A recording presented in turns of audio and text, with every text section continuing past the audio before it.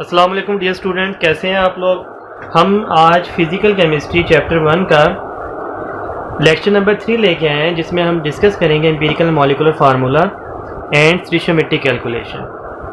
तो शुरू करते हैं फार्मूले से। फार्मूला दो किस्म का, एम्पिरिकल फार्मूला, मॉलिक्यूलर फार्मूला।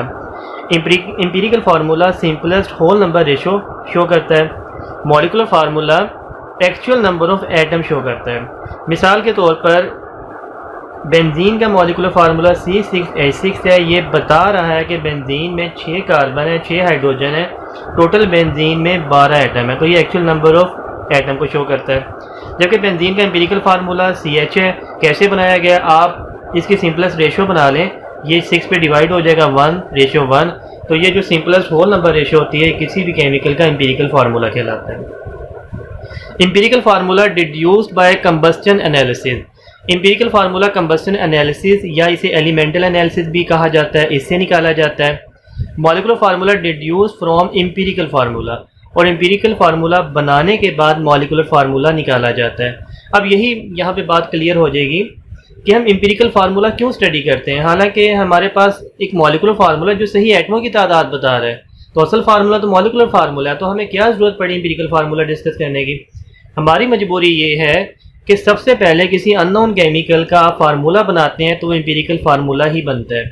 उस केमिकल को आप जलाएंगे, आगे हम डिस्कस करेंगे, तो उसका एम्पिरिकल फार्मूला बनेगा, और एम्पिरिकल फार्मूला बनाने के बाद ही आप मॉलिक्यूलर फार्मूला फाइंड आउट कर सकेंगे। तो ये हमारी मजबूरी है, ये बनेगा तो ये फाइंड आउट करेंगे molecular formula. Both in ionic and covalent compound, empirical formula ionic compound का भी होता है। जैसे हमने पहले लेक्चर में डिस्कस किया था, ये NaCl है, ये असल नहीं है फार्मूला। असल फार्मूला तो ionic compound they exist in the form of cluster. ये बहुत ज़्यादा केटाइन एनाइन मिल के रहते हैं, तो हमने आसानी के लिए पूरे फार्मूले में से एक यूनिट को सेपरेट कर लिया, इसे बोलते हैं फार्मूला यूनिट, और यही एम्पिरिकल फार्मूला कहलाता है। और कोवलेंट कंपाउंड का भी एम्पिरिकल फार्मूला होता है। अभी हमने बेंजीन का बनाया, ग्लूकोज का आप बना सकते हैं, ये ग्लूकोज का मॉलिक्यूलर फार्मूला, और ये ग्लूकोज का बन गया empirical formula. Molecular formula only in covalent compound, molecular formula सिर्फ कोवलेंट कंपाउंड में ही होता है। अब हम बनाएंगे इसका एक रिलेशन।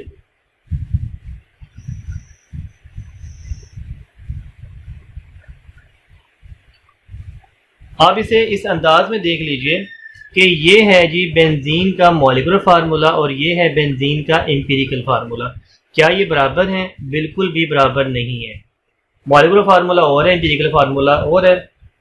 हाँ, ये बराबर हो सकते हैं, ऐसा नहीं कि कभी बराबर नहीं होंगे। कैसे बराबर हो सकते हैं? अगर आप इस वाले फार्मूले को 6 से मल्टीप्लाई कर दें, अब ये बराबर हो जाएंगे। देखिए 6 कार्बन हो गए, 6 हाइड्रोजन हो गए। तो मॉलिक्यूलर फार्मूला एम्पिरिकल फार्मूले के बराबर हो सकते हैं अगर आप एम्पिरिकल फार्मूले को किसी नंबर से मल्टीप्लाई करते हैं, और यही इनका रिलेशन है। Molecular formula is equal to n empirical formula, right. Empirical फार्मूले को किसी चीज़ n से मल्टीप्लाई करें, वो नंबर हो सकता है 1 2 3 4 एंड सो ऑन, तो मॉलिक्यूलर फार्मूला आपका बन जाएगा। बाद ऐसे केमिकल भी होते हैं जिनका मॉलिक्यूलर फार्मूला और एम्पिरिकल फार्मूला बराबर होते हैं, बेशुमार ऐसे कंपाउंड है। तो यहाँ पे n की वैल्यू हमेशा यूनिटी होती है, यहाँ पे n1 है, राइट। अब आगे हम ये डिस्कस करेंगे कि एम्पिरिकल फार्मूला फाइंड आउट कैसे किया जाता है। एक अननोन केमिकल जो आपने दरियाफ्त किया है और आपको बिल्कुल नहीं पता है कि उसका फार्मूला क्या है, तो अगर वो कंपाउंड जल सकता है, आग पकड़ सकता है, ऑर्गेनिक कंपाउंड यूजुअली वो कंबस्टेबल होते हैं, तो आप बड़ी आसानी से उसका फार्मूला फाइंड आउट कर सकते हैं। ये हमारे पास है कंबस्टन एनालिसिस। आपने कंबस्टन ट्यूब में उस केमिकल को जलाना है, लेकिन उस केमिकल का वेट आपने ले लेना है। डिपेंड करता है कि वो कितना आपके पास अवेलेबल है। ये नहीं कि आप हमेशा उसका एक मखसूस वेट लें, जितना मर्जी लें। फर्स्ट करें आपने 5 ग्राम केमिकल ले लिया, जितना मर्जी ले लें, उसका वेट करके आपने कंबस्टन ट्यूब में रखा, ऑक्सीजन प्रोवाइड की, क्योंकि जलने के अमल में ऑक्सीजन लाजमी है। जलने के अमल में वो चूंकि कार्बन और हाइड्रोजन का कंपाउंड है, जब भी तो आग पकड़ रहा है, तो जलने के अमल में जो कंपाउंड में मौजूद कार्बन है, इससे कार्बन डाइऑक्साइड बनता है, और कंपाउंड में मौजूद हाइड्रोजन से वाटर बनता है। जलने के अमल में हमेशा कार्बन डाइऑक्साइड एंड वाटर लाजमी बनता है। तो आपने उसका वेट सैंपल को जलाया, जलने के अमल में वाटर बना, कार्बन डाइऑक्साइड, वो वेपर्स की शक्ल में आगे ट्रेवल करेंगे। आगे जो इसका पोर्शन या अपार्टमेंट है उसमें आपने मैग्नीशियम परक्लोरेट रख देना है वेट करके, खास उसका वेट जितना मर्जी कर लें। फर्ज करें मैंने 50 ग्राम उसका वेट यहाँ पे रख दिया। जितना भी वाटर बना है जलने के अमल में, तमाम का तमाम वाटर ये मैग्नीशियम परक्लोरेट एब्जॉर्ब कर लेगा। कार्बन डाइऑक्साइड को ये लिफ्ट नहीं कराएगा, वो आगे ट्रेवल कर जाएगी। आगे आपने नेक्स्ट कंपार्टमेंट में रख देना है 50% QH। 50% मीन्स आधा पानी मिला के आधा QH उसमें मिला के आपने रख दिया। कार्बन डाइऑक्साइड जितनी भी है 50% QH उसे अपने अंदर एब्जॉर्ब कर लेगा। इसका भी आपने वेट पहले कर लेना, जितना मर्जी ले लें शुरू में, और जितना भी बाकी जो वेस्ट वगैरह है वो आगे ट्रेवल कर लेगा। वो ट्रेस अमाउंट में है, हमें वो नहीं चाहिए, उससे कैलकुलेशन पे इतना इफेक्ट नहीं पड़ेगा। जब आपने केमिकल को मुकम्मल तौर पे जला दिया तो अब आपने इन केमिकल्स के दोबारा वेट करने हैं। पहले के मुकाबले में इनके वेट अब बढ़ चुके होंगे। मिसाल के तौर पे ये 50 की बजाय 60 ग्राम हो गया। जो 10 ग्राम इसके वेट में इजाफा हुआ है, that is a mess of water, क्योंकि इसने वाटर ही अब्जॉर्ब किया है ना। इसका वेट फर्ज करें 65 ग्राम हो गया। जो इसके वेट में इजाफा हुआ है, that is the weight of carbon dioxide. तो आपको यहाँ से ये भी पता चल गया कि वाटर यहाँ पे कितना प्रोड्यूस हुआ, कार्बन डाइऑक्साइड कितनी प्रोड्यूस हुई। अब आप एक फार्मूला लगा सकते हैं जिसकी मदद से आप परसेंटेज निकाल लेंगे एलिमेंट्स की। तो फार्मूला हमारे पास है परसेंटेज ऑफ कार्बन, आपकी बुक में मौजूद है, आपने इसे याद कर लेना है। आपको पहले भी ये याद है। Mess of carbon dioxide, carbon dioxide का कितना मैस प्रोड्यूस हुआ। मैस ऑफ ऑर्गेनिक कंपाउंड आपने शुरू में इसे कितना लिया था, 55 ग्राम। 12/44 कांस्टेंट है, इसे ऐसे ही लिखना है हमेशा, मल्टीप्लाइड बाय 100। ये आ गई परसेंटेज ऑफ कार्बन। इसके बाद आपने निकालनी है परसेंटेज हाइड्रोजन की। मैस ऑफ वाटर, वाटर कितना प्रोड्यूस हुआ यहाँ पे, divide by mass of organic compound, आपने कंपाउंड शुरू में कितना यूज़ किया, मल्टीप्लाइड बाय 2/18। ये कांस्टेंट है, हमेशा आपने ऐसे ही से लिखना है, मल्टीप्लाइड बाय 100। और इसके बाद आपने निकालनी है परसेंटेज ऑफ ऑक्सीजन, क्योंकि अक्सर ऑर्गेनिक कंपाउंड में ऑक्सीजन भी मौजूद होती है। अब जब आप ये परसेंटेज निकाल चुके हैं, सपोज ये x आ गया परसेंट, ये y% आ गया, तो ऑक्सीजन आपने निकाली है मेथड ऑफ डिफरेंस से। इसका तरीकेकार ये होता है, आपने 100 में से इन दोनों आंसर को ऐड करके माइनस करना है, x + y। ये मेथड ऑफ डिफरेंस से आप परसेंटेज ऑफ ऑक्सीजन निकाल लेंगे। जब आपके पास तीनों एलिमेंट की परसेंटेज आ जाए तो आगे कुछ स्टेप हैं जिनकी मदद से आप एम्पिरिकल फार्मूला बनाएंगे। आप देखिए स्टूडेंट, हमारे पास 4 स्टेप हैं जिनसे हम गुजरेंगे और एम्पिरिकल फार्मूला फाइंड आउट करेंगे।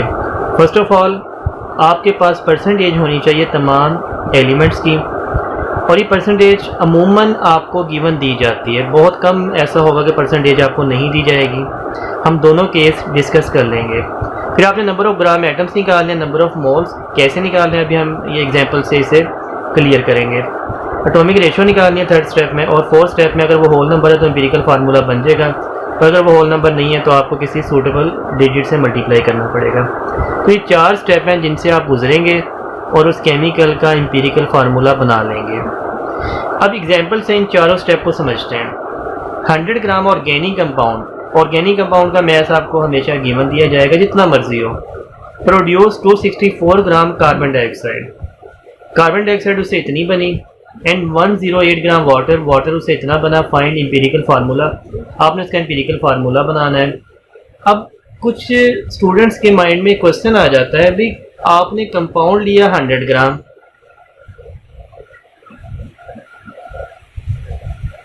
और आपने से कार्बन डाइऑक्साइड बना दी 264 ग्राम और वाटर बना दिया 108 ग्राम। तो ये तो क्वेश्चन ही रॉन्ग है, law of conservation of mass के खिलाफ है। कंपाउंड थोड़ा और प्रोडक्ट वजन में ज़्यादा, पॉसिबल ही नहीं है। स्टूडेंट के माइंड में क्वेश्चन बार दफ़ा आता है, पूछते भी हैं वो। तो भाई ये क्वेश्चन उस वक्त वैलिड होता है जब वाकई कंपाउंड से ये बनते हैं। सिर्फ और सिर्फ कंपाउंड से कार्बन डाइऑक्साइड वाटर नहीं बनता, बल्कि कंबस्टन के अमल में ऑक्सीजन भी इस्तेमाल होती है। तो ये कहना गलत है कि सिर्फ कंपाउंड से ये बनते हैं, ऑक्सीजन भी इस्तेमाल होती है एक्सेस में, और इनके जो वजन में इजाफा हुआ है वो ऑक्सीजन की वजह से है, ना कि सिर्फ कंपाउंड का मैस है ये, राइट। तो खैर क्वेश्चन हमारा वही जो हमने यहाँ पे लिख दिया है। अब यहाँ पे हमारे पास परसेंटेज नहीं है, हमारा पहला स्टेप है हमने परसेंटेज निकालनी है हर एलिमेंट की। वही हमने फार्मूला आज बनाया, वो आपने अभी देखा भी था। Mass of carbon dioxide, percentage of carbon निकालने के लिए ये रही कार्बन डाइऑक्साइड का mass. Mass of organic compound divide by, ये रहा ऑर्गेनिक कंपाउंड का मैस 12/44 मल्टीप्लाइड बाय 100, ये 72% इसका आंसर आ जाएगा। Percentage of hydrogen mass of water 108, mass of organic compound 100, 2/18 multiplied by 100, ये 12% आ जाएगा। ऑक्सीजन आपने मेथड ऑफ डिफरेंस से निकालना है, 100 में से माइनस कर देना है इन दोनों को ऐड करके, ये आ जाएगा 16%। अगर आपका क्वेश्चन ठीक है तो ये जो परसेंटेज आप ऐड करेंगे टोटल ये 100 बनना चाहिए। अगर टोटल 100 बन रहा है इट मीन्स कि आपने सही जवाब निकाल लिए।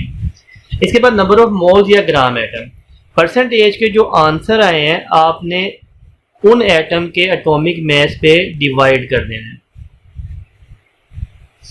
ये 12 हाइड्रोजन का एटॉमिक मास है, हाइड्रोजन एटम है 1.008, ये एग्जैक्ट 1 ही पुट कर दें वो भी ठीक है। और ये 16 ऑक्सीजन का एटॉमिक मास भी 16, ये आंसर आ जाएगा 1। ठीक है, नंबर ऑफ मोल्स आगे क्या करना है, percentage divide by atomic masses of element. इसके बाद आपने निकालनी है एटॉमिक रेशियो। एटॉमिक रेशियो निकालने के लिए ये जो नंबर ऑफ मोल्स आए हैं इनमें आपने देखना है स्मॉलेस्ट नंबर ऑफ मोल्स किसके हैं। जिसका जवाब स्मॉलेस्ट होना तीनों वैल्यूज को उसी पे डिवाइड कर देना है। 6/1 6, 12/1 12 एंड 1/1 1। ये चूंकि होल नंबर में आ गया तो ये हमारा फार्मूला बन गया है। कार्बन का आंसर 6 है, आप ऐसे लिख लीजिए। हाइड्रोजन का आंसर 12 है, ऐसे लिख लीजिए। और ऑक्सीजन का आंसर 1 है, ऐसे लिख लीजिए C6H12O1। अब स्टूडेंट्स हम मॉलिक्यूलर फार्मूला फाइंड आउट करेंगे from empirical formula. How can you deduce molecular formula from empirical formula, तो हमने पहले ही डिस्कस किया था। एम्पिरिकल फार्मूला निकालेंगे तो मॉलिक्यूलर फार्मूला निकाल पाएंगे। हम एग्जांपल से डिस्कस करते हैं। A compound having molecular mass 39 and empirical formula CH, it's molecular formula. आपके पास 4 ऑप्शन होंगे। अब देखें, मॉलिक्यूलर फार्मूला निकालने के लिए आपको कंपाउंड का मॉलिक्यूलर मास लाजमी चाहिए और एम्पिरिकल फार्मूला लाजमी चाहिए। ये दो चीज़ें हो आप आसानी से मॉलिक्यूलर फार्मूला बना लेंगे। आपने सबसे पहले एम्पिरिकल फार्मूला जो गिवन दिया जाएगा या आप कंबस्टर एनालिसिस से फाइंड आउट करेंगे एम्पिरिकल फार्मूला मास, उसका आपने मास निकालना है। एम्पिरिकल फार्मूला CH है, कार्बन का मास 12, हाइड्रोजन का 1, आंसर आ जाएगा 13। एम्पिरिकल फार्मूला मास निकालने के बाद आपने n की वैल्यू निकाला करनी है। n का फार्मूला होता है molecular mass divide by empirical formula मास। ये हमारा दूसरा स्टेप। मॉलिक्यूलर मास आपको गिवन दिया जाएगा 39 डिवाइड बाय 13, ये आ गया 3। n की वैल्यू हमेशा होल नंबर बनेगी। अगर यहाँ पे कुछ फ्रैक्शन भी आ जाए 3.1 या 2.99 आपने उसे 3 ही कंसीडर करना है। इसके बाद आप फार्मूला लगाएंगे third, molecular formula is equal to n empirical formula. या फाइंड आउट करना चाहते हैं n की वैल्यू आपने निकाली 3, एम्पिरिकल फार्मूला गिवन था CH, यह आपका बन गया C3H3। ठीक है, तो हमने 3 स्टेप किए, एम्पिरिकल फार्मूला मास, n की वैल्यू और मॉलिक्यूलर फार्मूला आप ऐसे निकाल लेंगे। इसकी एक और एग्जांपल डिस्कस करते हैं। Compound having molecular mass 100 and empirical formula C2H। एक कंपाउंड का मॉलिक्यूलर मास 100 है, एम्पिरिकल फार्मूला ये है। पहला काम यही करेंगे, आप उसका एम्पिरिकल फार्मूला मास निकालेंगे। एम्पिरिकल फार्मूला मास, कार्बन का 12 मल्टीप्लाइड बाय 2, हाइड्रोजन का 1, ये आ गया 25। फिर आप निकालेंगे n की value. n is equal to molecular mass divide by empirical formula मास।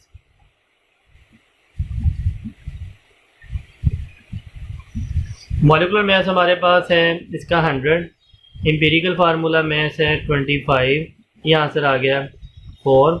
और आप यहाँ पे मॉलिक्यूलर फार्मूला बना लेंगे। Molecular formula is equal to n empirical formula C2H C8H4, right. Empirical formula और मॉलिकुलर फार्मूला की कुछ और एग्जांपल करते हैं ताकि बात मज़ीद क्लियर हो जाए। Atomic mass of A is 20। एक केमिकल जर्नल है ए, उसका एटॉमिक मास 20 है। इट्स परसेंटेज 80 दी गई है। While atomic mass of B is 10, percentage 20। Find empirical formula. अब आपने स्टेप बाय स्टेप इसे लेके चलना है ए और बी। एम्पिरिकल फार्मूला निकालने का पहला स्टेप ही परसेंटेज है। आपको दी गई है, कोई इशू नहीं है। ए आपको दिया गया है 80% और बी आपको दिया गया है 20%, राइट। इसके बाद आपने निकालना है नंबर ऑफ़ मोल्स या ग्राम एटम। परसेंटेज को डिवाइड किया जाता है एटॉमिक मास पे, तो ए का एटॉमिक मास गिवन दिया गया है 20, ये 4 आ जाएगा। और बी का एटॉमिक मास दिया गया है 10, ये आ जाएगा आपका 2। जब आप इसके मोल निकाल लें तो अब आपने निकालनी है एटॉमिक रेशियो, और इसमें जो स्मॉलेस्ट वैल्यू है दोनों को उस पर डिवाइड करना है। ये 4/2 2 और ये 2/2 1। तो आपका फार्मूला बन गया A2B। ये है इसका empirical formula. If percentage of carbon, hydrogen, oxygen is 48%, 4% respectively, find empirical formula. बल्कि इसे थोड़ा ज़्यादा बेहतर कर लेते हैं, ये ऐसे कर लेते हैं, ज़्यादा आसान हो जाएगा। Percentage of carbon, hydrogen, oxygen 48%, 4% and 48% respectively. तरतीब का ख्याल रखना है, पहले कार्बन है इसकी परसेंटेज ये, दूसरा हाइड्रोजन है इसकी परसेंटेज ये, और तीसरा ऑक्सीजन है इसकी परसेंटेज ये। Find empirical formula. आप लिखें कार्बन, हाइड्रोजन, ऑक्सीजन। कार्बन की परसेंटेज है 48%, हाइड्रोजन 4%, ऑक्सीजन 48%। कार्बन की परसेंटेज को उसी के एटॉमिक मास पे डिवाइड किया 4, हाइड्रोजन की परसेंटेज को उसी के एटॉमिक मास पे 4, ऑक्सीजन की परसेंटेज को उसी के एटॉमिक मास पे 3। इसके बाद जो स्मॉलेस्ट वैल्यू है इनमें तीनों को उस पर डिवाइड कर देना, एटॉमिक रेशो बनाएं। 4/3 फ्रैक्शन में आएगा 1.33, 4/3 1.33 एंड 3/3 1। प्रॉब्लम ये आ गया भाई, ये तो आ गया फ्रैक्शन में आंसर, तो इसमें कोई प्रॉब्लम नहीं है, ना ही परेशानी की बात है। आपने इन्हें इस अंदाज में लिखना है। कार्बन का आंसर 1.33, हाइड्रोजन का भी 1.33, ऑक्सीजन का 1।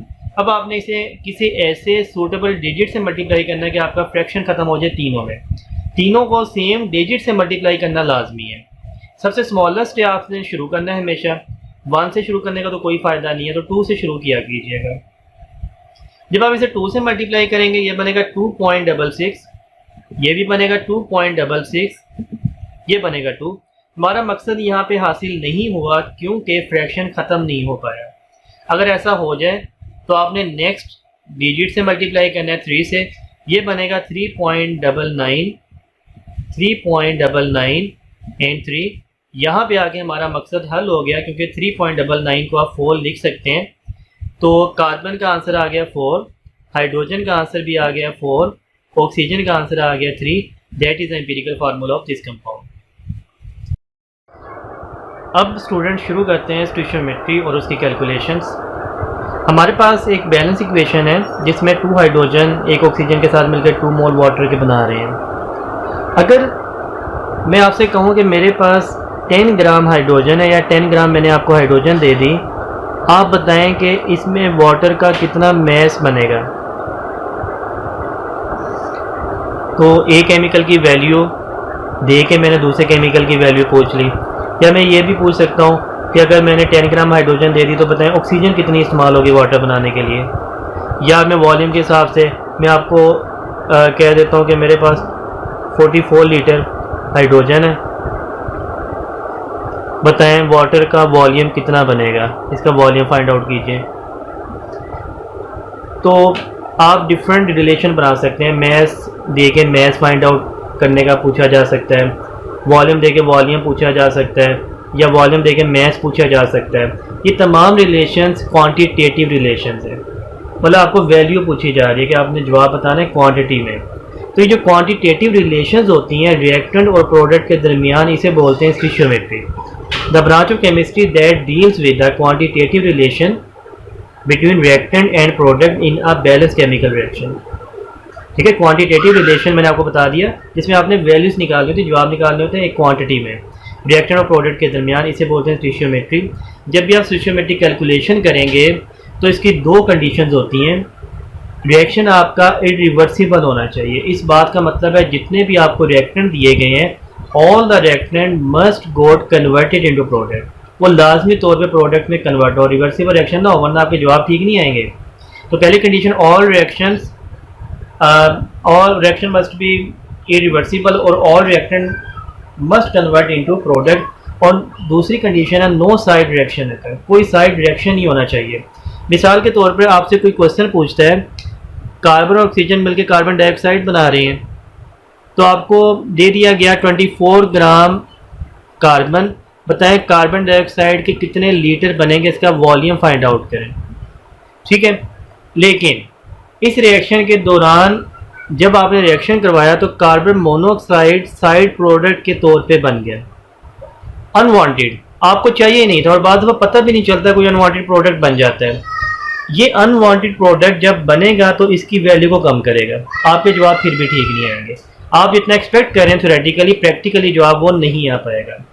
तो स्टोइचियोमेट्रिक कैलकुलेशन का अगर आप चाहते हैं सही जवाब है, प्रैक्टिकली को रिलेट करें, मैच करें, तो फिर आपका रिएक्शन इरिवर्सिबल होना चाहिए। आपके रिएक्शन में कोई साइड रिएक्शन, कोई अनवांटेड रिएक्शन नहीं होना चाहिए, तो बाकी आपके जवाब ठीक आ जाएंगे। अब इसके हम कुछ और चीज़ों को डिस्कस करेंगे। मिसाल के तौर पर ये मैंने फॉर्मेशन ऑफ वाटर दोबारा बना दी और इस फॉर्मेशन ऑफ वाटर में एक गलती मैंने छोड़ दी। आपके सामने यहाँ पे आप देख सकते हैं गलती क्या है। जी बिल्कुल आपने सही गैस किया, ये इक्वेशन बैलेंस नहीं है। तो अगर इक्वेशन बैलेंस नहीं है तो हमें क्या तकलीफ है या आपको क्या तकलीफ है? क्योंकि जो इक्वेशन बैलेंस नहीं होती एक केमिस्ट्री या फिजिक्स के बेसिक कानून को वायलेट करती है। वो कानून समझे क्या है?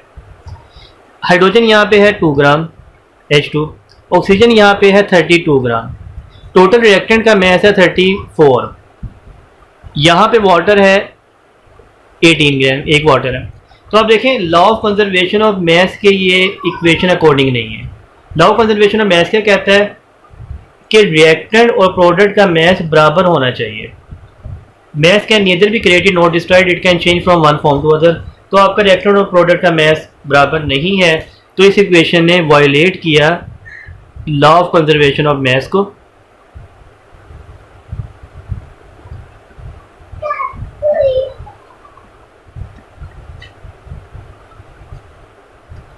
ठीक है, तो हम law of conservation of mass को तो वायलेट नहीं कर सकते क्योंकि जो केमिस्ट्री और फिजिक्स की बुनियाद है इसी कानून पे तो कायम है। ठीक है, इक्वेशन को बैलेंस कर देते हैं। H2O2 मैंने बैलेंस कर दिया, H2O2 बना दिया। आप देख लें H2O2। अब क्या तकलीफ है? प्रॉब्लम तो अब भी आ गया ना। आप कहेंगे भी सर आपने बैलेंस ही नहीं सही की इक्वेशन को किया, आपने वाटर बनाना था, आपने तो H2O2 बना दिया। अब अगर हम ऐसा करें तो अब हम किस कानून को वायलेट कर रहे हैं ये हमने डिस्कस करना है। अब हमने दोबारा एक कानून को वायलेट किया, वो है लॉ ऑफ डेफिनेट प्रोपोर्शन।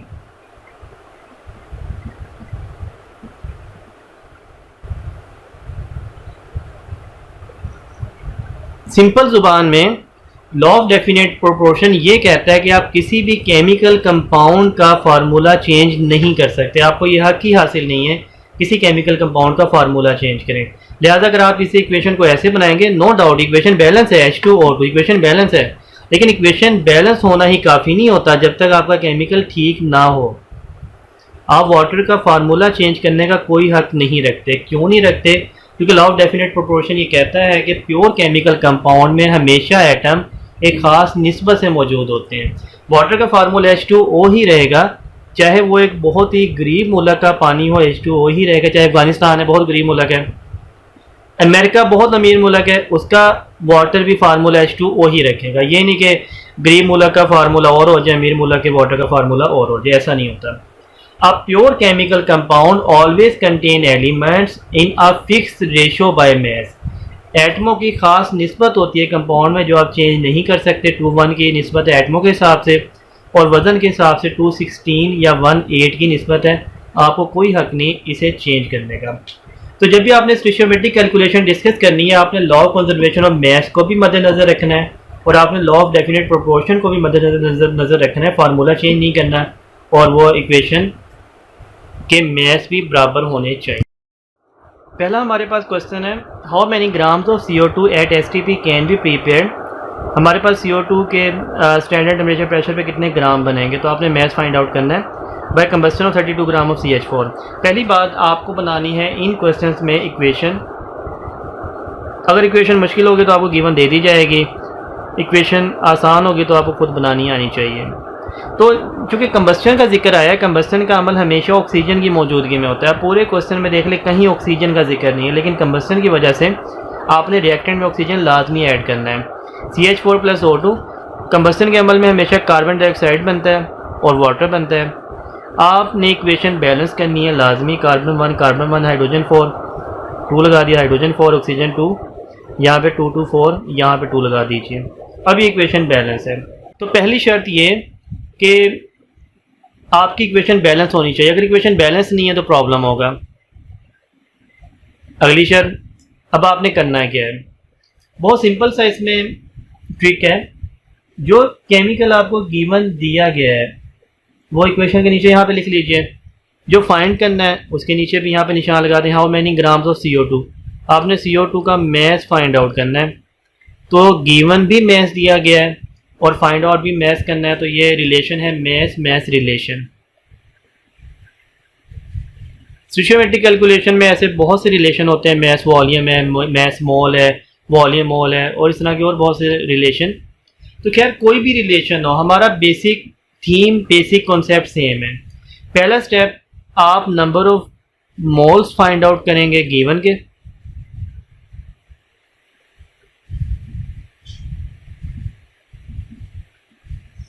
और दूसरा स्टेप आप करेंगे कंपैरिजन। कंपैरिजन हमेशा गिवन और रिक्वायर्ड का होता है। अभी सीख लेते हैं कैसे। तो number of moles of given find out करते हैं और ये बात शुरू करते हैं। Number of mole of methane mass और molar mass. Molar mass methane का 16, नंबर ऑफ मोल्स आगे 2। तो मीथेन के जब आपने नंबर ऑफ मोल्स निकाल लिए, मीथेन आपके पास गिवन है, आप लिखेंगे लेफ्ट साइड पे गिवन, रिक्वायर्ड आप लिखेंगे राइट साइड पे। मीथेन आपने यहाँ पे लिखा और कार्बन डाइऑक्साइड आपने यहाँ पे लिखा। कंपैरिजन आपने हमेशा इक्वेशन से करना है। इक्वेशन बता रही है अगर ये 1 मोल हो तो ये भी 1 मोल प्रोड्यूस होता है। 1 मोल 1 मोल, कंपैरिजन हमेशा मोल का करना है, 1 मोल। तो हमारे पास मीथेन अभी हमने निकाला है 2 मोल है। अगर मीथेन 2 मोल है तो कार्बन डाइऑक्साइड भी 2 मोल प्रोड्यूस होगा। हमने कार्बन डाइऑक्साइड के मोल निकाल दिए, लेकिन कार्बन डाइऑक्साइड के मोल नहीं पूछे गए, मास पूछा गया। हमारे पास ये भी फार्मूला है मास निकालने के लिए, number of mole multiplied by molar mass. Number of moles हमारे 88 ग्राम्स। तो हमने ये निकाल लिया कार्बन डाइऑक्साइड का मास, राइट। वीडियो को पॉज करें और इसे नोट कर लें। स्टूडेंट्स, ये स्टोइचियोमेट्री से ही रिलेटेड कुछ न्यूमेरिकल्स हैं जो हमने करने हैं। पहला देखिएगा, how many DM3 of CO2 at STP can be prepared. आप कार्बन डाइऑक्साइड के कितने लीटर बना सकते हैं by combustion of 32 gram of CH4। तो एक केमिकल का आपको मास दे दिया गया, दूसरे केमिकल का वॉल्यूम पूछ लिया गया है। तो एक गिवन दूसरा रिक्वायर्ड। जो गिवन है सबसे पहले क्या करेंगे, गिवन के आप मोल निकालेंगे। तो number of moles CH4 mass over molar mass. Mass आपके पास है 32, मोलर मास इसका 16 होता है, 2 मोल्स। ये आपका आंसर आ गया। दूसरा स्टेप मैंने आपको क्या बताया था, जब भी आप स्टोइचियोमेट्री के न्यूमेरिकल्स करेंगे तो आप मोल निकालने के बाद कंपैरिजन करेंगे। कंपैरिजन हमेशा गिवन और रिक्वायर्ड के दरमियान किया जाता है। तो आप एक साइड पे गिवन देखें, एक साइड पे रिक्वायर्ड। गिवन आपके पास है CH4, रिक्वायर्ड आपने फाइंड आउट करना है कार्बन डाइऑक्साइड जो आपसे पूछा गया है। देखें, कंपैरिजन आप हमेशा इक्वेशन से स्टार्ट करेंगे। अगर CH4 1 मोल है तो CO2 भी 1 मोल ही प्रोड्यूस होता है। इक्वेशन आपकी बैलेंस होनी चाहिए। CH4 हमारे पास कितना है जो गिवन दिया है 2 मोल, तो CO2 भी 2 मोल ही प्रोड्यूस होगा। कंपैरिजन से आप कार्बन डाइऑक्साइड के मोल निकाल लेंगे। हमने निकालना है वॉल्यूम। अब क्या करेंगे, वॉल्यूम का formula number of mole multiplied by molar volume. Number of mole हमने 2 निकाले, मोलर वॉल्यूम 22.414। तो ये 44 लीटर नियर अबाउट ये आंसर आ जाएगा। ठीक है, इसका सेकंड क्वेश्चन देखिए, find number of moles of K2SO4 produced when 14 gram QH react with excess of H2SO4। तो आपने K2SO4 के मोल निकालने हैं जब आपको ये 14 ग्राम दे दिया जाए। तो ये केमिकल का मैस गिवन, आप इसके नंबर ऑफ मोल बना लीजिए, नंबर ऑफ मोल्स QH के, that is equal to mass over molar mass. Mass आपके पास है 14, मोलर मैस इसका होगा 39,156 और ये 1/4.25 मोल इसके बन जाएंगे। इसके बाद आप क्या करेंगे, कंपैरिजन, एक साइड पे गिवन और एक साइड पे रिक्वायर्ड अपने पास कौन सा है, K2SO4। कंपैरिजन हमेशा इक्वेशन से स्टार्ट करेंगे, ये 2 है तो ये 1 है, ये 1 होगा तो ये 2 इधर आके डिवाइड हो जाएगा 1/2। हमारे पास QH कितना है 0.25, तो K2SO4 क्या बनेगा, इसका भी हाफ 0.125 मोल्स। तो क्वेश्चन में K2SO4 के मोल्स ही निकालने का कहा गया था, फाइंड नंबर ऑफ मोल्स हमने फाइंड आउट कर लिए, इसके आगे इसे प्रोसीड करने की ज़रूरत नहीं है। जी स्टूडेंट्स, अब मज़ीद क्वेश्चंस करते हैं। इस बार क्वेश्चन में वॉल्यूम पूछा गया, what is the volume of SO2 form by complete burning of pure sulphur in 7 litre oxygen. तो इक्वेशन गिवन नहीं, तो आप अगर सिंपल इक्वेशन हो तो गिवन नहीं दी जाती, आप खुद बना लीजिएगा। Sulphur when react with oxygen it produce SO2। What is the volume of SO2 form. आपने SO2 का वॉल्यूम फाइंड आउट करना है कि कितना बनेगा by burning of pure sulphur in 7 litre oxygen. इसका आपको वॉल्यूम दे दिया गया 7 लीटर। तो ये वॉल्यूम रिलेशन है, यहाँ भी वॉल्यूम गिवन है और वॉल्यूम ही आपसे पूछा गया, वॉल्यूम रिलेशन।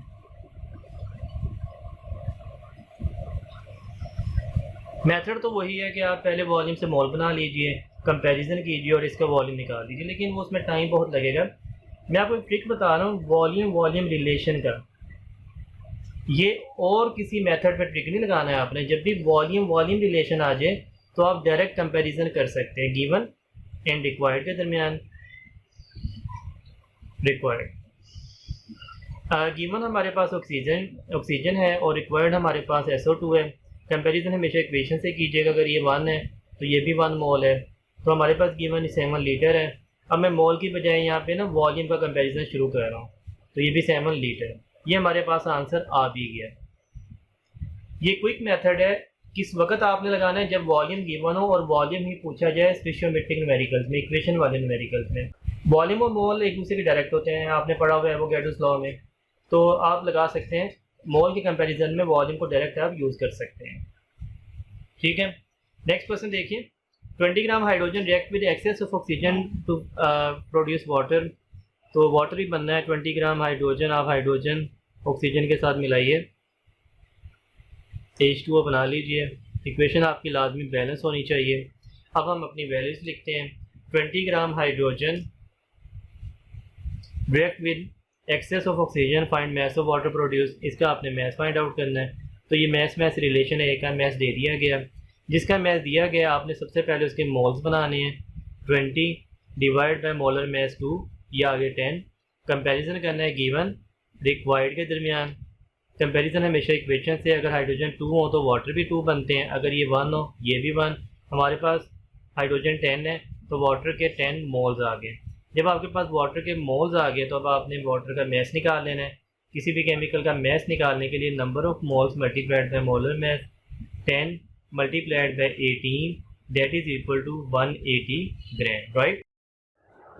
आइए स्टूडेंट्स लिमिटिंग रिएक्टेंट के बारे में जानते हैं। हमारे पास इक्वेशन है, 2 हाइड्रोजन्स एक ऑक्सीजन के साथ रिएक्ट करके 2 वाटर बना देते हैं। इक्वेशन की मदद से आप उन केमिकल्स का मैस निकाल सकते हैं। 2 हाइड्रोजन का मैस 4 ग्राम, ऑक्सीजन 32 ग्राम, टोटल वाटर बनेगा, एक वाटर 18 और 2 36 ग्राम।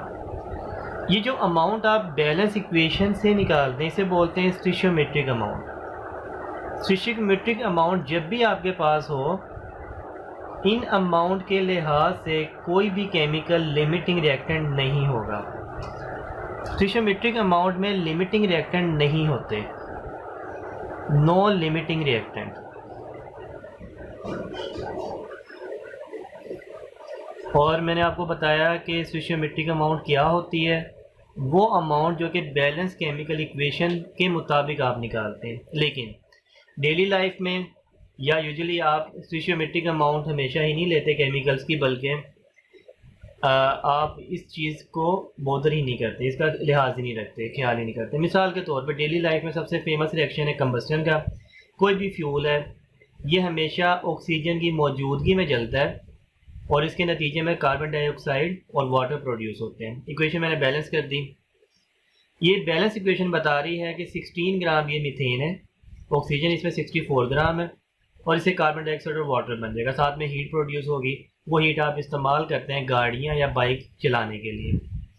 अब आप देखें कि स्टोइचियोमेट्रिक अमाउंट ये बता रही है कि जितनी आपने मीथेन लेनी है उसके मुकाबले में 4 गुना ऑक्सीजन लेनी है। ठीक है, ऑक्सीजन तो कुदरत ने एक्सेस में दे दी है नेचर में, इसकी तो आप ज़रूरत महसूस ही नहीं करते लेने की, ये तो नेचर में है। आप हमेशा फ्यूल इस्तेमाल करते हैं। जब भी आपकी गाड़ी चलते चलते रुक जाए या बाइक रुक जाए और कोई आपसे सवाल पूछे हाँ भी क्यों गाड़ी रुक गई है, तो आप हमेशा ये कहेंगे फ्यूल ख़त्म हो गया। कभी आपने कहा ऑक्सीजन ख़त्म होगी। हालांकि ये दोनों रिएक्टेंट लाजिम व मलजूम है रिएक्शन के लिए। अगर ऑक्सीजन ना हो खुदा ना खास्ता तो गाड़ी तब भी नहीं चलेगी, लेकिन गाड़ी चलने से पहले तो ज़िंदगी ही ख़त्म हो जाएगी, इसलिए ऑक्सीजन तो लाजमी है। इसलिए आप इसे बॉदर नहीं करते, इसका ख्याल नहीं करते। अब ठीक है, फ्यूल हमेशा पहले ख़त्म हो जाता है। डेली लाइफ की मैं बात कर रहा हूँ, स्टोइचियोमेट्रिक अमाउंट की मैं बात नहीं कर रहा, इसमें नहीं। डेली लाइफ में फ्यूल हमेशा पहले ख़त्म हो जाता है और ऑक्सीजन हमेशा बाकी बच जाती है। वो वाला रिएक्टेंट जो कि पहले ख़त्म हो जाए हमेशा, वो कहलाता है लिमिटिंग रिएक्टेंट, और जो बाकी बच जाए वो कहलाता है एक्सेस रिएक्टेंट। जो रिएक्टेंट हमेशा पहले ख़त्म हो जाए दैट इज़ लिमिटिंग रिएक्टेंट। ठीक हो गया। लिमिटिंग रिएक्टेंट की हमने पहली डेफिनेशन तो बना ली, कंज्यूम फर्स्ट और कंज्यूम्ड अर्लियर, जैसे बुक में है। सेकेंड, भाई आप ही बताएं कि ये पहले क्यों ख़त्म हो गया। ऑब्वियसली ये कम मिकदार में था, जो पहले ख़त्म हुआ इट मीन्स कि वो लेस अमाउंट में मौजूद है, लेस अमाउंट में था इसीलिए पहले ख़त्म हुआ। दूसरी डेफिनेशन बन गई, the reactant which is present in small quantity less amount as compare to other. तो लिमिटिंग रिएक्टेंट होगा हमेशा रिएक्टेंट, प्रोडक्ट नहीं हो सकता लिमिटिंग, नाम ही जाहिर है लिमिटिंग रिएक्टेंट। पहले ख़त्म हो गया, लेस अमाउंट में था। और आगे देखें एक और डेफिनेशन, जैसे ही ये ख़त्म हुआ रिएक्शन रुक गया, गाड़ी का चलना रुक गया। इट मीन्स कि ये वाला जिम्मेदार है रिएक्शन का, ये कंट्रोल कर रहा है रिएक्शन को। अगर ये कंट्रोल ना करता तो ये ख़त्म हो जाता, तो फिर भी गाड़ी चलती रहती। तो लिमिटिंग रिएक्टेंट वो रिएक्टेंट है दैट कंट्रोल द रिएक्शन। इसी ने रिएक्शन को कंट्रोल करना है, इसी ने प्रोडक्ट को कंट्रोल करना है कि प्रोडक्ट कितना बनेगा। जब तक ये है प्रोडक्ट बनता रहेगा, जब ये ख़त्म हो गया प्रोडक्ट का बनना रुक जाएगा। तो 3 डेफिनेशन होगी, लिमिटिंग रिएक्टेंट पहले ख़त्म हो जाता है, लेस अमाउंट में मौजूद होता है, और ये प्रोडक्ट को या रिएक्शन को कंट्रोल करने का जिम्मेदार होता है। अब हम किसी भी इक्वेशन में लिमिटिंग रिएक्टेंट को फाइंड आउट कैसे करते हैं, how to find limiting reactant, जो बुक में स्टेप हैं वो भी आप पढ़ लीजिएगा, वो वाले बिल्कुल ठीक हैं। लेकिन यहाँ पे हम चूँकि शॉर्टकट इस्तेमाल करेंगे टाइम बचाने के लिए, तो पहला स्टेप तो सेम ही है बुक वाला, number of moles of reactants.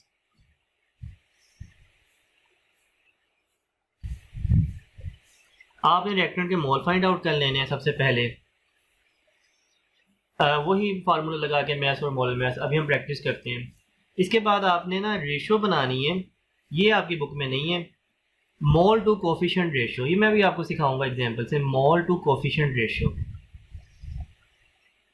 और जब आप ये मोल टू कोफिशिएंट रेशो बना लेंगे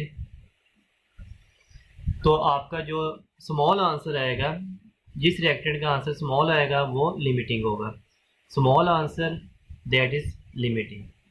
तो यहाँ टाइम बचेगा आपका, और बुक वाले स्टेप आपने ज़रूर माइंड में रखने हैं। वो वाले स्टेप थ्योरेटिकली आपके माइंड में होने चाहिए और ये वाले प्रैक्टिकली टाइम को बचाने के लिए, सेव करने के लिए स्टेप। अभी हम इन्हें सीखेंगे भाई इनका क्या मतलब है, मोल टू कोफिशिएंट क्या होता है, तो ये प्रैक्टिस हो जाएगी हमारी। एक चीज़ याद रखिएगा, बाद स्टूडेंट्स को ये समझ नहीं आती कि ये क्वेश्चन लिमिटिंग रिएक्टेंट वाला है या नहीं है। क्यों समझ नहीं आती? क्योंकि क्वेश्चन में लिमिटिंग रिएक्टेंट या एक्सेस रिएक्टेंट का जिक्र नहीं आता बाज़ दफ़ा, तो पता नहीं चलता। निशानी ये है कि भाई ये क्वेश्चन स्टिशियोमेट्री का है कि लिमिटिंग रिएक्टेंट का है। जो हमने लास्ट टाइम पढ़ा है स्टिशियोमेट्री, उसमें आपको किसी एक रिएक्टेंट या प्रोडक्ट की वैल्यू दी जाएगी, एक गिवन वैल्यू होगी, एक आपने फाइंड आउट करनी होगी। लेकिन लिमिटिंग रिएक्टेंट में आपको दो रिएक्टेंट की वैल्यू दी जाएगी, दो रिएक्टेंट की, किसी एक रिएक्टेंट की नहीं, किसी एक प्रोडक्ट की नहीं, दो रिएक्टेंट की वैल्यू तमाम क्वेश्चन में। तो जब भी किसी इक्वेशन वाले क्वेश्चन में दो रिएक्टेंट की वैल्यू गिवन हो, आपने फौरन पहचान जाना है that is the question of limiting reactant, right.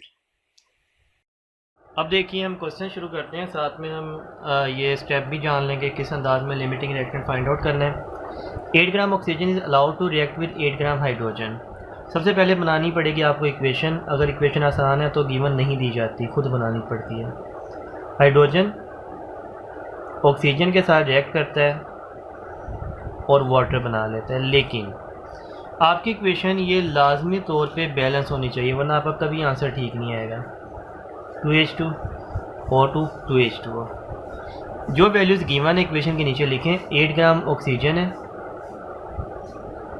8 gram allowed to react with 8 gram hydrogen, 8 ग्राम।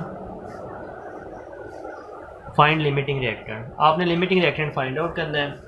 एक चीज़ याद रखिएगा, यहाँ पे हमें नहीं पता था ऑक्सीजन मेंशन थी, हमें नहीं पता था ऑक्सीजन O लिखना है या O2 लिखना है, क्योंकि उसने ये तो नहीं कहा ऑक्सीजन मॉलिक्यूल है कि ऑक्सीजन एटम है, ऑक्सीजन ही बोला था। और यहाँ पे हाइड्रोजन बोला था, तो हमें नहीं पता H लिखना है कि H2 लिखना है। तो आपने ये माइंड में रखना है, केमिकल का जब नाम बोला जाए तो इट मीन्स कि वो वाला केमिकल जो नेचर में पाया जाता है, नेचुरल। ऑक्सीजन कभी वो एटम की शक्ल में आपको नेचर में नहीं मिलेगी, हमेशा O2 की शक्ल में। तो जब भी ऑक्सीजन का जिक्र है वो O2 है, जब भी हाइड्रोजन का जिक्र है वो H2 है, H नहीं है। हाँ, जब हाइड्रोजन एटम का जिक्र आएगा, एटम, वो स्पेशल मेंशन करेंगे हाइड्रोजन एटम है, फिर आपने H लिखना है। और जब ऑक्सीजन एटम का जिक्र है फिर आपने O लिखना है, अदरवाइज आपने मॉलिक्यूल्स ही लिखने हैं, राइट। सबसे पहला step, number of moles of reactant. आपने रिएक्टेंट के मोल्स निकालने हैं। Number of moles of hydrogen आप फाइंड आउट कर लीजिए। क्या formula? Mass over molar mass. Mass given होता है 8, मोलर मैस इसका 2, ये आ गए 4 मोल्स, राइट। अब बच्चे यहाँ पे एक और गलती करते हैं, मोलर मैस को इक्वेशन में देख लेते हैं, 2 हाइड्रोजन है तो 4 लिख देते हैं। याद रखिएगा मोलर मैस हमेशा एक केमिकल का होता है। मिसाल के तौर पे कोई पूछे वाटर का मोलर मैस क्या है, आप हमेशा 18 मेंशन कर देंगे। आप ये नहीं पूछेंगे कितने वाटर, यहाँ इक्वेशन में 2 वाटर है तो ये नहीं कि 18 से मल्टीप्लाई 2 कर दिया। मोलर मैस हमेशा एक केमिकल का होता है। स्टिशियोमेट्रिक मैस, इक्वेशन से जो मैस निकाला जाता है स्टिशियोमेट्रिक मैस होता है, वो आप फिर ये ख्याल रखते हैं कि कितने केमिकल्स हैं। मोलर मैस हमेशा एक केमिकल का, तो मोलर मैस हाइड्रोजन का 2 ही रहेगा, 4 मोल आ गया। आप निकालेंगे नंबर ऑफ मोल ऑक्सीजन के। ऑक्सीजन 8 है, इसका मोलर मैस होता है 32, ये 1/4 आएगा या 1/4.25 आ जाएगा। ये हमने ऑक्सीजन के मोल्स बना लिए। तो जब आप दोनों के मोल्स बना चुके हैं तो नेक्स्ट स्टेप क्या करना है, मोल टू कोफिशिएंट रेशियो। आपने इसके जो मोल आए हैं इसके कोफिशिएंट पे डिवाइड करने हैं। कोफिशिएंट ये शुरू में मेंशन होता है, इक्वेशन की जो लेफ्ट साइड पे होता है कोफिशिएंट होता है। इसका आंसर आ गया 2। ऑक्सीजन के जो मोल्स आए हैं 0.25, ये ऑक्सीजन के कोफिशिएंट 1 पे डिवाइड करने हैं, 1, ये 0.25 ही रहेगा। जिसका जवाब कम आ जाए, 0.25 कम है ना 2 के मुकाबले में, जिसका जवाब कम आ जाए दैट इज़ लिमिटिंग रिएक्टेंट्स। तो आपने यहाँ पे मेंशन कर दिया ऑक्सीजन इज़ लिमिटिंग रिएक्टेंट, ठीक है। नेक्स्ट क्वेश्चन देखें, तो स्टेप आपके सामने है, तो अब ये इसे रेस कर देते हैं ताकि स्पेस बन जाए।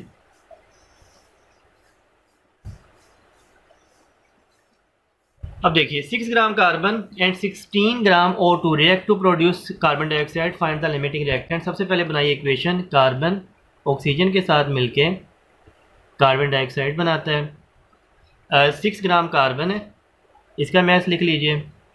16 ग्राम ऑक्सीजन है, इसका लिख लीजिए।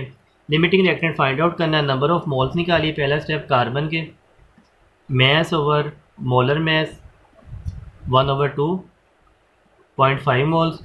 नंबर ऑफ मोल्स निकालिए ऑक्सीजन के, mass over molar mass, molar mass इसका ऑक्सीजन का 32.5। आपके जब मोल्स आ जाए इसके बाद आपने क्या करना है, इनकी कोफिशिएंट पे डिवाइड करना है। कार्बन का कोफिशिएंट भी 1 है, ऑक्सीजन का भी 1 है। 0.5 डिवाइड बाय 1 सेम रहेगा, 0.5 डिवाइड बाय 1 सेम रहेगा 0.5। तो दोनों का आंसर सेम आ गया।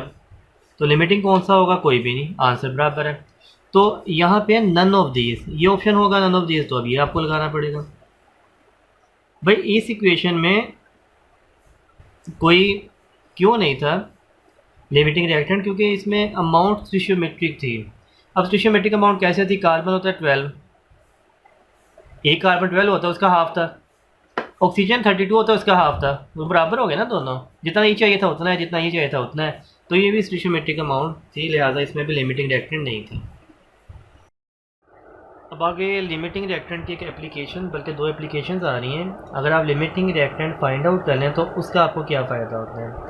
एक तो इसकी मदद से आप amount of product find out कर सकते हैं, प्रोडक्ट कितना बनेगा, और आप ये भी जान सकते हैं कि जो एक्सेस रिएक्टेंट है वो कितना बाकी बचेगा। इसे भी हम एग्जांपल से साबित करते हैं। 64 gram oxygen is allowed to react with 2 gram hydrogen, find amount of water produced. अब देखें इस पूरे क्वेश्चन में कहीं लिमिटिंग रिएक्टेंट का जिक्र नहीं है। आपको कैसे पता चलेगा भाई क्वेश्चन लिमिटिंग रिएक्टेंट का है, तो मैंने आपको निशानी क्या बताई थी। ऐसा कोई भी रिएक्शन, ऐसा कोई भी क्वेश्चन जिसमें क्या गिवन दिया जाए, जिसमें 2 रिएक्टेंट की वैल्यू गिवन दे दी जाए, वो लिमिटिंग रिएक्टेंट का क्वेश्चन होता है। मिसाल के तौर पर आप देख लें, यहाँ पे हाइड्रोजन दिया गया है 2 ग्राम, ऑक्सीजन दिया गया है 64 ग्राम। तो आपके सामने 2 रिएक्टेंट की वैल्यू गिवन है, तो ये लिमिटिंग रिएक्टेंट का क्वेश्चन है। क्या करेंगे, पहला स्टेप, नंबर ऑफ मोल्स निकालेंगे हाइड्रोजन के और ऑक्सीजन के। मैस गिवन 2, इसका मोलर मैस भी 2 होता है, 1 मोल। नंबर ऑफ मोल्स आप निकालेंगे ऑक्सीजन के, दैट इज़ मैस है हमारे पास 64, मोलर मैस इसका होगा 32, दैट इज़ 2 मोल। अब आप क्या करेंगे, इनके मोल्स को इनकी कोफिशिएंट पे डिवाइड करेंगे। ये 1 डिवाइड बाय 2.5 आ जाएगा, ये 2 डिवाइड बाय 1 2 आ जाएगा। तो आपने यहाँ पे जान लिया कि यहाँ पे इसका जवाब कम आया है, लिहाजा हाइड्रोजन लिमिटिंग रिएक्टेंट है। यहाँ लिख देते हैं क्योंकि इसी से हमने आगे से यूज़ करना है। Hydrogen is limiting reactant. तो जब आप लिमिटिंग रिएक्टेंट फाइंड आउट कर लें, इसके बाद आपने लिमिटिंग रिएक्टेंट के जो मोल निकालने हैं यही यूज़ करने हैं, या लिमिटिंग रिएक्टेंट को ही यूज़ करना है। अब हमें इस चीज़ की ज़रूरत नहीं है, इसे मैं रेस करूँ, हमें पता चल गया लिमिटिंग रिएक्टेंट कौन सा था। हाइड्रोजन लिमिटिंग रिएक्टेंट है, मैंने यहाँ पे लिख लिया है। लिमिटिंग रिएक्टेंट ही आगे इस्तेमाल होता है कोई भी वैल्यू कैलकुलेट करने के लिए। हमने प्रोडक्ट फाइंड आउट करना है, अमाउंट ऑफ प्रोडक्ट। तो आप क्या करेंगे, लिमिटिंग रिएक्टेंट को कंपेयर करेंगे रिक्वायर्ड के साथ। लिमिटिंग हमारे पास हाइड्रोजन है, प्रोडक्ट जो हमने फाइंड आउट करना है दैट इज़ वाटर। कंपैरिजन आप हमेशा इक्वेशन से स्टार्ट करेंगे, बैलेंस इक्वेशन से। देखें हाइड्रोजन अगर 2 मोल हो तो वाटर कितना होता है, 2 मोल बनता है। हाइड्रोजन अगर 1 मोल होंगे तो वाटर भी 1 मोल बनेगा। अब हमारे पास हाइड्रोजन देखें 1 मोल ही था ना ये वाला जो हमने कैलकुलेट किया था, तो वाटर भी 1 मोल बना। हमने यहाँ पे वाटर के मोल निकाल लिए। जब आपने वाटर के मोल निकाल लिया, अब आप इसका मैस निकाल सकते हैं। मैस का फार्मूला होता है number of moles multiplied by molar mess. Mole water का 1 आया है, मोलर मैस होता है वाटर का 18 ग्राम वाटर बनेगा, राइट। चलिए स्टूडेंट, इसी क्वेश्चन को थोड़ा चेंज करते हैं और एक दूसरा कॉन्सेप्ट सीखते हैं एक्सेस रिएक्टेंट का। 64 gram oxygen is allowed to react with 2 gram hydrogen. Find amount of excess reactant.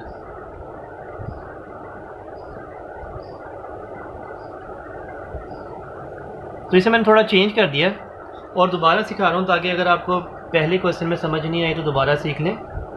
आपने सबसे पहले बनानी है बैलेंस इक्वेशन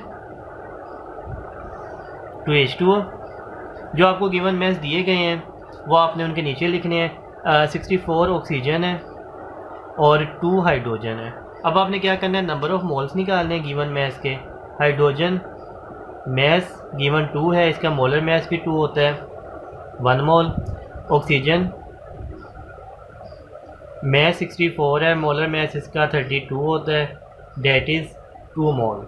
अब आपने नेक्स्ट क्या करना है, कोफिशिएंट पे डिवाइड करना है। इसके जो मोल हैं उसे उसके कोफिशिएंट पे 2 पे, ये कोफिशिएंट होते हैं इक्वेशन के लेफ़्ट साइड पे, ये आ जाएगा 0.5। इसके मोल 2 हैं, इसे कोफिशिएंट इसका 1 है, इस पे डिवाइड किया, ये आ गया 2।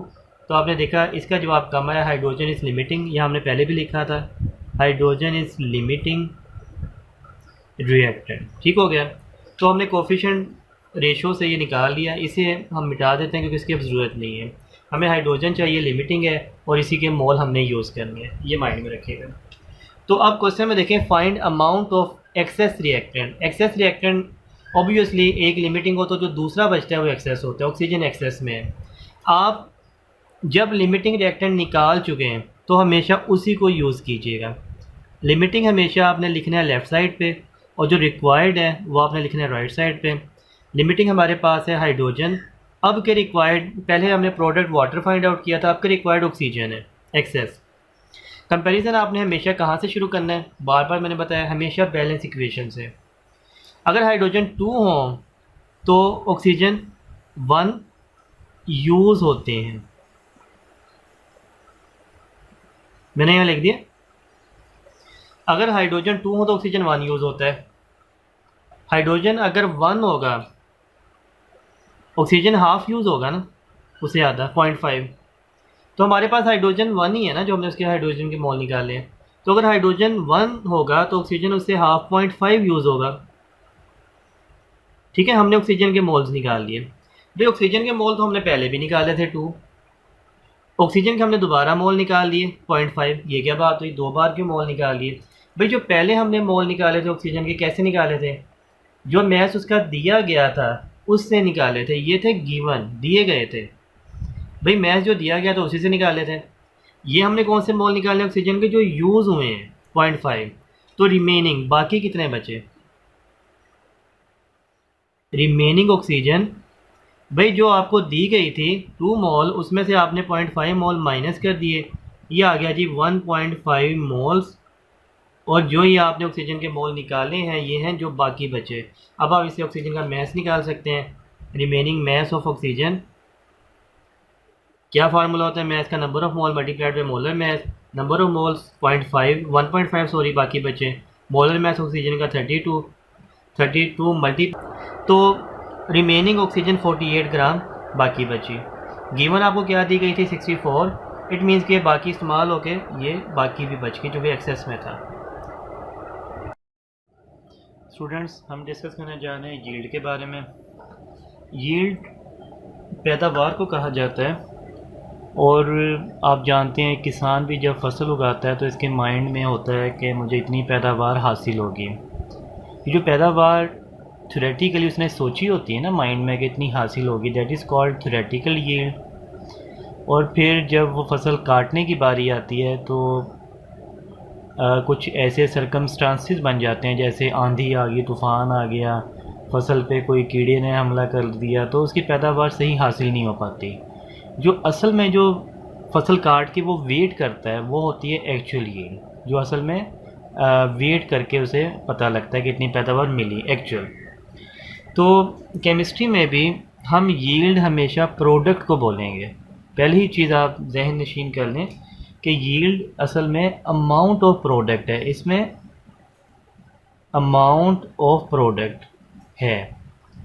रिएक्टेंट की अमाउंट का यील्ड में कोई ताल्लुक नहीं है। हाँ, इसे निकालती है रिएक्टेंट से, लेकिन रिएक्टेंट की अमाउंट यील्ड नहीं कहलाती, बल्कि यील्ड असल में क्या है, it is the amount of product. एक चीज़ ये माइंड में रखिएगा, यील्ड होती है 3 किस्म की, एक्चुअल, थ्योरेटिकल, परसेंटेज या एफिशिएंसी भी इसे कहते हैं। एक्चुअल यील्ड आपको हमेशा गिवन दी जाएगी, ऑलवेज गिवन। थ्योरेटिकल यील्ड ये वो यील्ड है जो आपने हमेशा कैलकुलेट किया करनी है खुद, क्योंकि ये थ्योरेटिकल यील्ड इक्वेशन से कैलकुलेट की जाती है, और इक्वेशन हमेशा पेपर वर्क पे बनाई जा सकती है, कैलकुलेशन की जा सकती है, अभी हम सीखेंगे। लिहाजा ये you have to calculate from equation, ये आपका काम हुआ करेगा। आपको पहले ही क्वेश्चन में अंदाज़ा हो कि भाई मैंने क्या कैलकुलेट करना है, मुझे क्या गिवन दिया गया है। तो परसेंटेज यील्ड या efficiency actual divide by theoretical multiplied by 100 इस फार्मूले से हम निकाला करेंगे। तो आइए स्टार्ट करते हैं question. 24 gram carbon produce 12 gram carbon dioxide, what is percentage yield. देखें, आपको रिएक्टेंट का मैस दे दिया गया 24 gram carbon produce 12 gram carbon dioxide. Oxygen आप खुद इसमें यूज़ करेंगे क्योंकि कार्बन डाइऑक्साइड ऑक्सीजन के बगैर नहीं बन सकती। ये है जी 24 ग्राम कार्बन और ये बनाता है 12 ग्राम कार्बन डाइऑक्साइड। तो अब हमें दो वैल्यूज़ दी गई हैं, ये वाली और ये वाली। इनमें से यील्ड कौन सी है, मैंने आपको शुरू में बता दिया, अमाउंट ऑफ प्रोडक्ट। ये वाली हमारे पास है यील्ड। अगली बात भाई, ये कौन सी यील्ड है, एक्चुअल है, थ्योरेटिकल है। तो मैंने आपको बताया जो आपको गिवन दी जाएगी, ऑलवेज गिवन, वो कौन सी होगी, एक्चुअल यील्ड। तो आपको एक्चुअल यील्ड दे दी गई, ठीक है। ये तो हमारा टास्क खत्म हुआ कि हमारे पास एक्चुअल यील्ड है, और परसेंटेज हमने निकालनी है, जिसके लिए हमें चाहिए थ्योरेटिकल। ये आपने हमेशा खुद निकाला करनी है। कैसे निकाला करनी है, जिस मेथड से मैंने आपको स्टोइचियोमेट्री समझाई है, लिमिटिंग रिएक्टेंट, उसी मेथड से मैं आपको समझाऊंगा। आपने जो गिवन है उसके मोल निकाला करने हैं। स्टेप इसके वही हैं जो स्टेप थे स्टोइचियोमेट्री के। Number of moles of given के आप सबसे पहले मोल्स बनाएंगे, और जब आप गिवन के मोल्स बना लेंगे उसके बाद आप कंपैरिजन की मदद से प्रोडक्ट या यील्ड को फाइंड आउट करेंगे। अभी हम सीखते हैं कैसे। तो स्टेप जो आपने करने हैं वो माइंड में पहले रखिएगा। नंबर ऑफ मोल्स गिवन के यहाँ लिख देते हैं, गिवन आपको जो दिया जाएगा रिएक्टेंट उसके, और कंपैरिजन। तो गिवन हमारे पास रिएक्टेंट कार्बन है, आप इसके नंबर ऑफ मोल्स बना लीजिए। Carbon is equal to mass over molar mass, ये इसके आगे 2 मोल्स। अब आपने कंपैरिजन करना है, वो हमेशा किया जाता है गिवन और रिक्वायर्ड के दरमियान। रिक्वायर्ड, तो गिवन हमारे पास है कार्बन और रिक्वायर्ड हमारे पास है कार्बन डाइऑक्साइड। अब आपके माइंड में क्वेश्चन आ सकता है, अभी कार्बन डाइऑक्साइड भी गिवन है, देखें इसका मैस गिवन है, आप कैसे कह सकते हैं रिक्वायर्ड है। तो कार्बन डाइऑक्साइड का जो मैस गिवन है दैट इज़ एक्चुअल यील्ड। हम क्या निकाल रहे हैं, थ्योरेटिकल यील्ड, वो तो नहीं है ना, तो वो रिक्वायर्ड है। तो थ्योरेटिकल यील्ड हमें चाहिए, हम निकालेंगे, लिहाजा ये कार्बन डाइऑक्साइड यहाँ पे रिक्वायर्ड है। कंपैरिजन आप हमेशा करते हैं इक्वेशन की मदद से। ये अगर 1 हो तो ये भी 1 है, ये अगर 1 मोल है तो ये भी 1 मोल है। फिर हमारे पास कार्बन कितनी है, जो अभी हमने फाइंड आउट किया 2 मोल। कार्बन डाइऑक्साइड भी कितनी होगी, 2 मोल। कंपैरिजन से हमेशा आते हैं मोल। अब आपने निकालना है मैस ऑफ कार्बन डाइऑक्साइड। क्या फार्मूला होता है मैस का, number of mole multiplied by molar mess.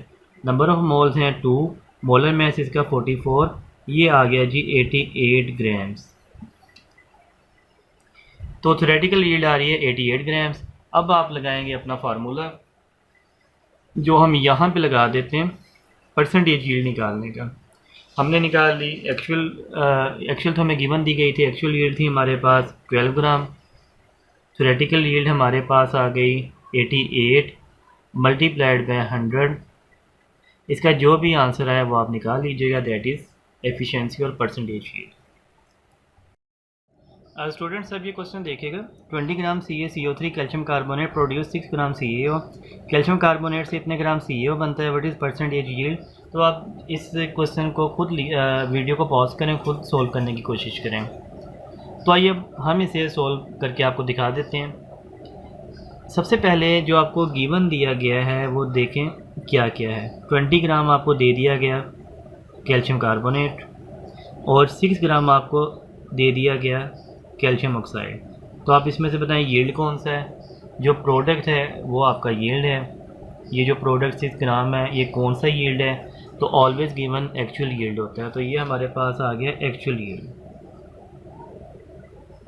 तो अब आपने क्या काम करना है, आपने निकालना है थ्योरेटिकल यील्ड। कैसे निकालेंगे, इक्वेशन की मदद से। 2 स्टेप थे मैंने आपको अभी बताया प्रीवियस में। नंबर ऑफ़ मोल्स निकालेंगे रिएक्टेंट के, कैल्शियम कार्बोनेट के मोल्स निकाल लीजिए। मैस है 20, इसका मोलर मैस होता है 100 इज़ इक्वल टू 1/5.2 मोल्स आ जाएंगे इसके। जब इसके मोल्स आप निकाल लें, इसके बाद आपने क्या करना है, कंपैरिजन। इस साइड पे कैल्शियम कार्बोनेट गिवन, इस साइड पे रिक्वायर्ड कैल्शियम ऑक्साइड। कंपैरिजन आपने हमेशा इक्वेशन से करना है, ये अगर 1 है तो ये भी 1 है। ये हमारे पास 0.2 है तो ये भी आ जाएगा 0.2। तो जब आपके पास ये इसके 0.2 मोल्स आ जाएं, इसके बाद आप क्या करेंगे, इसके बाद आप करेंगे मैस निकालेंगे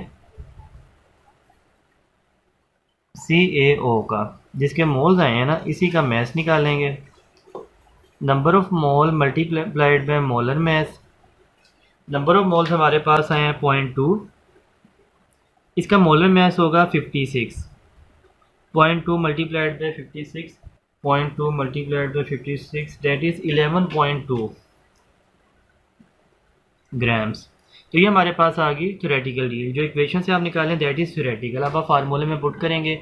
एक्चुअल हमारे पास गिवन है 6, थ्योरेटिकल है 11.2 मल्टीप्लाइड बाय 100। ये माइंड में रखिएगा कि हमेशा जो एक्चुअल होगी वो कम हुआ करेगी, थ्योरेटिकल हमेशा ज़्यादा हुआ करेगी।